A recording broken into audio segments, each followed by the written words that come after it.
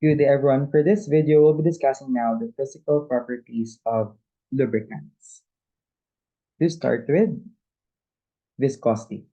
Talk about viscosity, we already mentioned this one in the physical properties of our fuels. This is actually referring to internal friction. The viscosity of a lubricant characterizes its resistance to flow, which I mentioned earlier, internal friction. It is used in defining attributes such as grade and compatibility. So this is actually referring to the thickness of our liquid and also gas. And this could also be an aid in understanding lubrication. So we have types of viscosity or lubricants based on their viscosity. We have the high viscosity lubricants and the low viscosity lubricants. What are their differences? Lubricants with a high viscosity are thicker and provide more internal flow resistance, meaning there's more internal friction in this particular lubricant. To sustain the high pressure working conditions, steam cylinder oils used to lubricate heavy duty engines, for example, must be very viscous in order for it not to easily degrade in our system. Because you already know that high viscosity lubricants, after some time upon heating, will actually lower its viscosity, it will become more liquidy. And after some time, once there is intense heat in the system, it will actually vaporize or burn during the process. And we don't like it to happen in our system. Thus, we must use high viscosity lubricants compared to low viscosity lubricants when we are talking about heavy duty engines. High viscosity lubricants are also utilized to lubricate machinery in wheat mills, sugar refineries, and food processing. Now, for the low viscosity lubricants are thinner and fast flowing, similar to water.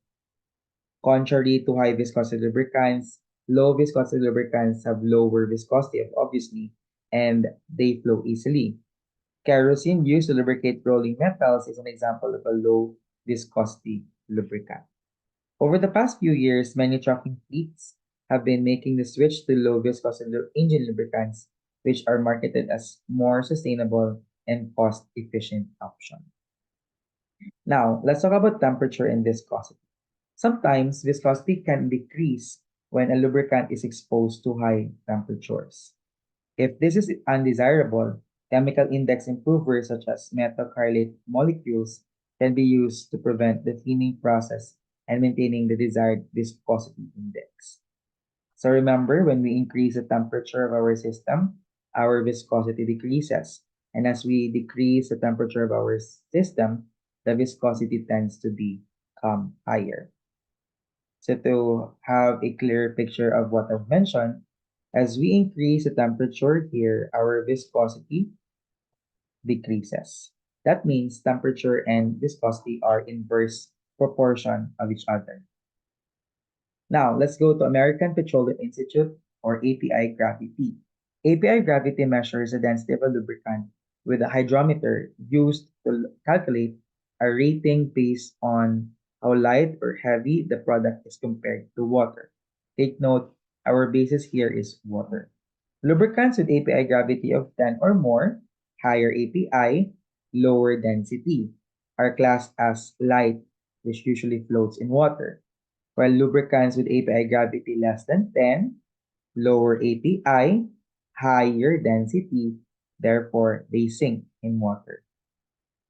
So this is our hydrometer we use to measure the specific gravity and also our API gravity of the material that we are concerned with. Pour point. Pour point describes the lowest temperature at which a lubricant will continue to flow in a liquid form. This property is important as it determines the suitability of lubricants for cold climates and opening conditions or when pressure will not be applied. So we talk about pour point as much as possible in terms of lubrication. We wanted to have lower pour point in order for us to achieve flow of our lubricant even at lower temperature. So what we intend to have in our lubrication or in our lubricant is lower pour point. If we cannot achieve that, then we apply our pour point depressants. These are often used to reduce the solidification temperatures of lubricants and improve performance when undergoing ASTM tests. So to illustrate the functionality of a 4-point depressant, here in a normal case, we have here the formation of wax in our system, causing particles to combine with each other, solidify, and thus clogging our system.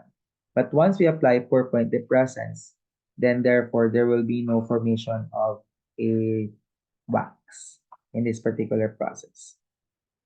So oil without 4-point depressant, wax crystals in oil congeal, causing a high wax 4-point. Oil with 4-point depressants. Depressants inhibit congelation of the wax crystals, reduce the 4-point temperature, that is temperature at which it loses its fluidity. Now, let's talk about flash point. Flash point describes the lowest temperature needed to ignite a lubricant when it comes into contact with a small flame. So we need to heat our lubricant. After some time, as it vaporizes, apply heat, it will now ignite. So thus the term flash point.